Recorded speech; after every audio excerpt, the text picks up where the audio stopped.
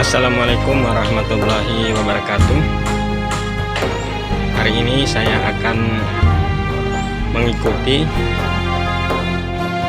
rapat pembahasan mengenai bentuk ganti kerugian pembangunan waduk Bulang Hulu yang ada di Kecamatan Bulang Hulu. Saya berada di Desa Mengilo dan saya sudah upload di beberapa video sebelumnya, ataupun video sebelum ini, di mana kampung ini merupakan lokasi pembangunan waduk Bulang Hulu. Dan pada hari ini saya akan mengikuti rapat penentuan bentuk ganti kerugian di tingkat kecamatan yang akan dilaksanakan pagi ini untuk Desa Mengilo. Sini kami akan melihat bentuk kerugian apa yang akan diberikan kepada kami, mungkin uang ataupun lahan ganti lahan. Tapi kalau menurut kami warga masyarakat desa, kami lebih memilih untuk ganti kerugian dengan uang. Hari ini yang akan saya ikuti yaitu ganti kerugian untuk 2 petak lahan dan rumah. Ini rumah saya, insya Allah mendapatkan yang layak. Doakan kawan-kawan mendapat ganti yang layak sesuai dengan harapan. Jadi saya sampai dengan pertemuan pada hari ini. Saya sudah berada di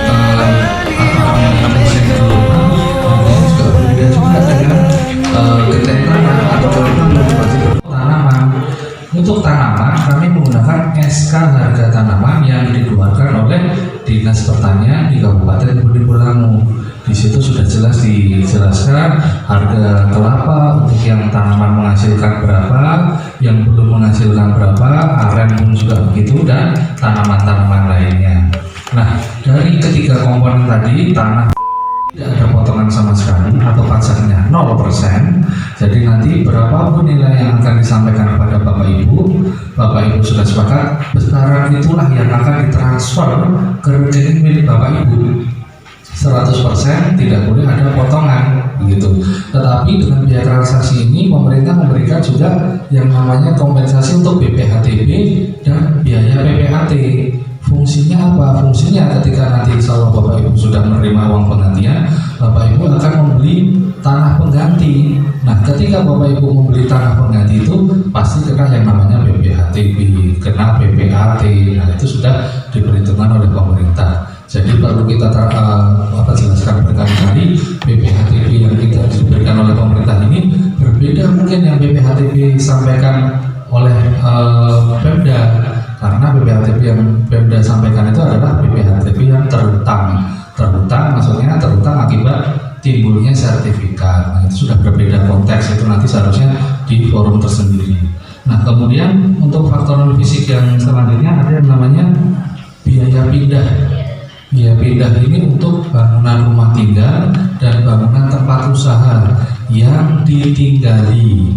Jadi kalau tidak ditinggali ya pasti tidak ada biaya pindah, karena memang tidak ada yang harus dipindahkan begitu. Jadi biaya pindah nanti bisa untuk memindahkan almari, kemudian tempat tidur, kursi dan sebagainya. Nah, kemudian untuk yang kompensasi yang terakhir ada yang namanya kompensasi masa tunggu. Maksudnya bagaimana? Nanti setelah nilai ini disampaikan, Bapak Ibu sudah sepakat bentuknya uang, nilai sudah disampaikan, tetapi pemerintah harus menempuh beberapa tahap. Sampai kami lakukan harus berdasarkan data.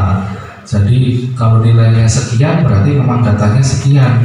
Nah, kemudian muncul nanti pertanyaan kepada dari Bapak Ibu, kalau saya sepakat nilainya bentuknya uang, tetapi saya belum sepakat dengan nilainya, apakah bisa? Bisa. Kemudian apakah ada tawar-menawar lagi? Tidak. Undang-Undang Nomor 2 Tahun 2012 jelas menjelaskan bahwa tidak boleh ada yang namanya tawar-menawar. Bagaimana jika Bapak Ibu merasa berkeberatan dengan nilainya? Bapak Ibu jika berkeberatan pasti kan ada alasannya. Maksudnya ada alasannya itu seumpamanya Bapak Ibu dapat nilai sekian, Bapak Ibu punya bukti yang lebih tinggi, itulah yang Bapak Ibu sampaikan di keberatan di pengadilan. Kenapa harus di pengadilan? Fungsinya supaya Bapak Ibu itu terjamin haknya, kami pun juga terlindungi secara hukum. Karena nanti di sana ada hakim yang akan memutuskan ini apakah dinaikkan atau tetap. Kalau turun kami belum pernah tahu ya, kan begitu. Tapi itu memang memakan waktu dan harus ada dasarnya. Jadi kalau sudah dijelaskan bahwa bentuknya ada 4, tetapi saya akan bertanya kepada Bapak Ibu, yang sudah disiapkan di sini adalah berbentuk uang yang disiapkan oleh KJPD. Apabila Bapak Ibu dari BWS Balai menyiapkan itu, maka Bapak Ibu harus secepatnya melengkapi berkasnya supaya saya untuk memvalidasi, verifikasi bukti-bukti kepemilikan Bapak Ibu. Jadi lebih cepat, lebih bagus supaya cepat pencairan dari BWS. Demikian juga saya akan bertanya kepada Bapak Ibu, karena yang sudah disiapkan pada saat ini adalah bentuk uang. Apakah setuju berbentuk uang? Alhamdulillah, berarti sama dengan yang pertama sampai dengan saat ini yang disetujui adalah berbentuk uang. Jadi saya sampaikan sekali lagi kepada Bapak Ibu, tolong dilengkapi berkasnya secepatnya, lebih cepat lebih bagus, supaya saya dari BPN untuk verifikasi, validasi bukti-bukti kepemilikan Bapak Ibu. Demikian saya akan bagi-bagi nilai satu persatu. Nanti dipanggil oleh panitia, Bapak Ibu silakan melihat nilainya masing-masing. Nanti kalau sudah ada kata sepakat atau sudah setuju, silakan tanda tangan berita acara. Apakah satu kali tanda tangan berita acara bentuknya dengan nilainya bagaimana? Satu kali ya? Oke, terima kasih. Satu kali tanda tangan, nanti dibagi-bagi atau dipanggil satu-satu ke atas untuk mengambil nilainya. Demikian, assalamualaikum warahmatullahi wabarakatuh. Nanti sambil bagi-bagi nilai, kalau ada yang mau bertanya silakan. Silakan panitia dibagi. Muhammad Saya memanggil Abdul Aziz Poduge.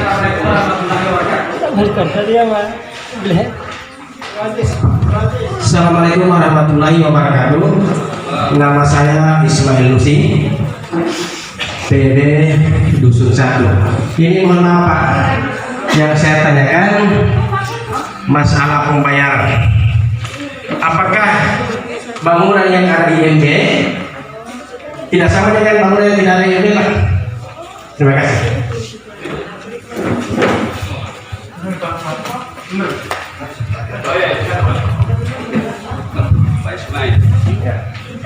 Terima kasih. Assalamualaikum warahmatullahi wabarakatuh. Nama saya Elvis Sugui. Kami Pak hanya mempertanyakan, setelah dilakukan pengukuran baik lahan, rumah, tanaman, ini pengukurannya ini sudah 4 kali dan kami sudah melakukan sanggahan 2 kali. Secara kebetulan tanaman kami hanya 2 pohon kelapa, 4 pohon jati dan 30 pohon pinus. Yang ada sekarang cuma 6 pohon yang dihitung, kelapa 2, sedangkan pinus tidak dihitung. Tapi alhamdulillah waktu sanggahan kedua, waktu pertama rumah kami, pondok kami sama sekali tidak ada. Begitu juga pondasi tidak ada.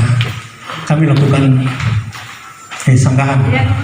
Tapi alhamdulillah mengalami kehilafan, tinggal pinus itu yang tidak ada. Pinus cuma 6, jati tidak ada itu.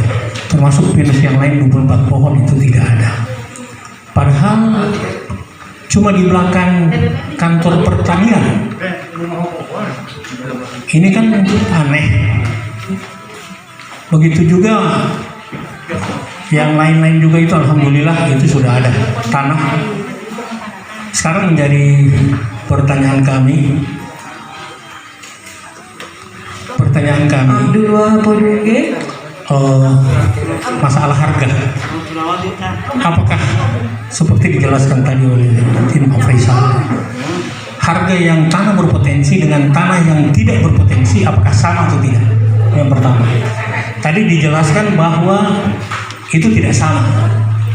Tapi yang kami khawatirkan, insya Allah ini tidak ada khilafan. Yang kami khawatirkan lahan yang dekat jalan raya, yang rata, itu mungkin harganya di bawah. Mungkin Pak, mohon maaf ini, harganya di bawah dibanding dengan lahan yang ada di bukit.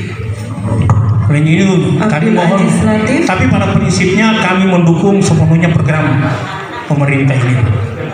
Kami tidak menghalangi, kami malah mendukung sepenuhnya. Olehnya itu antara eksekutif, yudikatif maupun eksekutif itu muaranya demi untuk kepentingan rakyat. Olehnya itu kami mohon, insya Allah rakyat ini yang menjadi perhatian khusus buat untuk kita semua. Yang berikut untuk lahan yang ada di Bulang Bulu ini, itu memang lahan turun-temurun dari nenek moyang sampai sekarang, turun-temurun. Olehnya itu insya Allah dengan penilaian Afrizal mudah-mudahan ini akan menguntungkan rakyat. Yang terakhir, kira-kira bagaimana dengan kuburan? Secara kebetulan lahan kami itu ada pekuburan kurang lebih 32 pekuburan. Sedangkan kami sudah hubungi keluarganya, itu sama sekali mereka tidak mau memindahkan. Tapi kalau memang pemerintah yang akan melakukan pemindahan, mereka setuju. Karena mereka mungkin tidak sampai hati mereka sendiri yang membongkar. Secara kebutuhan lahan itu kurang lebih 30 lebih di lahan kami. Lain itu mohon penjelasan. Mungkin sekian dulu yang kami sampaikan. Terima kasih. Assalamualaikum warahmatullahi wabarakatuh.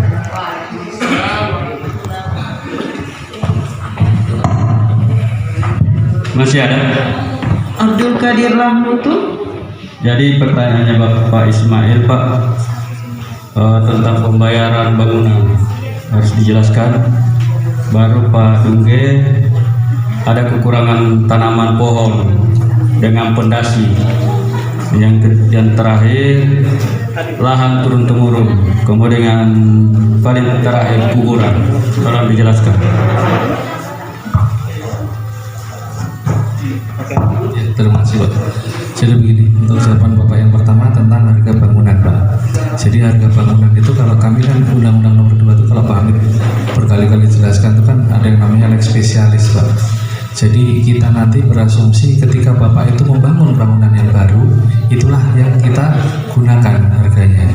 Jadi kalau bisa dikatakan kalau memang bangunan ada IMB dan tidak ada IMB memang kita samakan, karena kita pun menyadari Pak, sekarang kalau mungkin kesadaran masyarakat di Indonesia ini untuk mengurus IMB memang masih kurang. Kemudian nanti juga kita lebih titik fokusnya ke ketika Bapak membangun baru begitu.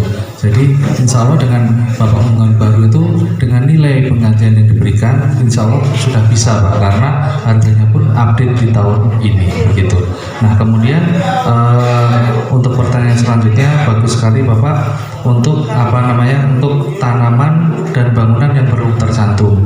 Itu kemarin mulai dari Tuloa, Owata 1, 2, 3, 4, 5, kemudian terakhir di Mongilo ini pun memang ada beberapa yang belum tercantum. Itu sebenarnya tim sudah berusaha maksimal, tapi mungkin dari jadi kita kan bekerja berdasarkan daftar nominatif Pak. Jadi mungkin dari tim Satgas B pun ada kekurangan pemasukan, itu tidak apa-apa Pak. Jadi untuk tanaman dan bangunan yang memang belum masuk, nanti silakan dikomunikasikan. Selama itu memang fisiknya ada, itu nanti akan diadakan perbaikan Pak. Jadi panitia sangat menjamin bahwa hak Bapak tidak akan hilang sama sekali. Kalau memang kemarin ada bangunan, tanaman, kalau memang itu fisiknya ada, itu pasti nanti dilakukan perbaikan. Kemudian untuk tanah yang berpotensi. Maksudnya berpotensi itu apakah lahan produktif mungkin Pak ya? Lahan produktif ya. Jadi begini, lahan produktif itu mengikat pada tanahnya Pak. Jadi itu nanti yang adalah namanya, kalau harga nilai pasar biasanya gini ya, kalau di lahan produktif ini kan kalau yang sama-sama bukit mungkin harganya sama, harga pasarnya Pak. Yang membedakan nanti apa? Kerugian usaha pertaniannya. Jadi kalau nilai pasar nanti dilihat, loh tanah saya kan produktif, tanah Bapak tidak produktif, kenapa harganya sama? Itu baru nilai pasarnya Pak. Nanti yang membedakan adalah di nilai non fisiknya. Biasanya kalau lahan produktif non fisiknya lebih besar. Karena itu tadi ada yang namanya kerugian usaha pertanian, begitu Pak. Nah kemudian untuk harga tanah yang dapat jalan, apakah berbeda? Pasti berbeda Pak, pasti berbeda. Tadi kita sampaikan, tanah itu banyak faktor bikin dia mahal. Pertama pasti jalannya, dia dapat jalan atau enggak. Kalau Bapak sekarang di sini pertanian ada jalan pasti lebih mudah panen. Kemudian kondisinya seperti apa? Apakah sudah rata atau belum? Nah, kemudian yang terakhir Bapak tentang masalah makam atau kuburan Pak. Jadi begini Pak, masalah makam pekuburan dari 2 desa yang sudah lalu juga timbul pertanyaan dari masyarakat. Itu begini Pak, untuk lahan pekuburan itu memang kita temui di daftar nominatif memang belum ada jumlahnya, jadi memang belum kita kasih nilai. Kenapa kita tanya? Ternyata memang alasannya seperti yang Bapak utarakan, bahwa ahli waris itu istilahnya apa? Takut kualat begitu Pak, karena itu kan makam pendahulu, makam orang-orang tua kan begitu. Justru di sini pemerintah itu akan memberikan kesempatan Bapak untuk melakukan penghormatan terakhir kepada leluhur-leluhur Bapak dengan apa? Dengan yang namanya biaya pemindahan makam Pak. Caranya bagaimana? Bapak nanti beserta ahli waris ya bikin RAP pemindahan makam Pak. Kemarin ada Pak di Desa Tuloa itu sampai waris almarhum Sarifudin Budungge. RAP-nya itu sampai 175 juta untuk memindahkan sekitar 50-an makam Pak. Karena apa? Itu nanti RAP itu mencakup biaya menggali, biaya memakamkan kembali. Kemudian setiap desa, setiap daerah itu kan kearifan lokal masing-masing, Pak. Kalau di tempat saya mungkin potong ayam saja cukup, kalau di sini harus potong sapi. Itu kan beda-beda. Kenapa kami kosongi? Kami menunggu masukan dari masyarakat khusus untuk makam ini. Kami Bapak ajukan RAP, dilegalisasi oleh desa, diketahui oleh desa, nanti sampaikan ke kami. Kami akan langsung akomodir di situ. Karena mohon diketahui, karena itu tadi faktornya. Mungkin kalau kita di Papua harus kerbau. Kalau di sini mungkin kemarin ada yang bilang enggak Pak, kami kambing aja cukup. Nah kan berbeda-beda. Yang jelas, tapi dari BWS pun pasti akan menyampaikan ketika memang itu masyarakat tidak berkenan atau mungkin ada ketakutan atau apapun istilahnya untuk tidak memindahkan, pasti dari pihak kontraktor, pihak BWS pun akan memindahkan dengan layak. Tidak mungkin lah Pak kemudian langsung ditenggelamkan begitu, tidak mungkin juga kan begitu. Tapi kalau kami berharapnya itu adalah bentuk penghormatan terakhir dari keluarga untuk leluhur, bikin RAP-nya Pak, pindahkan sendiri begitu. Begitu Pak ya, sudah jelas ya. Terima kasih.